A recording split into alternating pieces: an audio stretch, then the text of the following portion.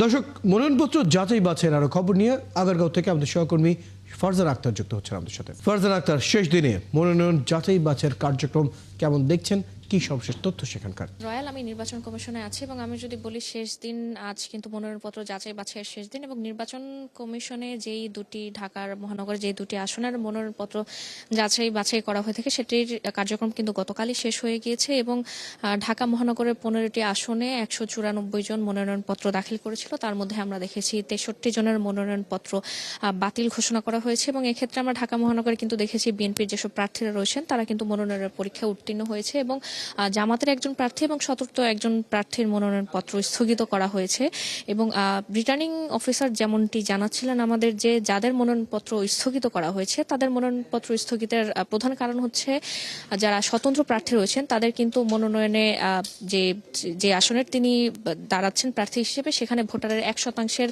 যে স্বাক্ষর সেটি লাগে। অনেকের কিন্তু সেই স্বাক্ষরে গরমিল ছিল বা কেউ হয়তো সেই স্বাক্ষর 1% পূরণ করতে পারেনি। পাশাপাশি যারা ঋণ খেলাপি রয়েছে বা যাদের দলের নিবন্ধন নিয়ে কোনো ধরনের জটিলতা রয়েছে তাদের মনোনয়ন কিন্তু স্থগিত করা হয়েছে বা বাতিল করা হয়েছে এবং আপনাকে জানিয়ে রাখি যে যাদের মনোনয়ন আসলে স্থগিত বা বাতিল করা হয়েছে তাদের কিন্তু আপিল করার সুযোগ রয়েছে এবং আজ মনোনয়নপত্র যাচাই বাছাইয়ের শেষ দিন।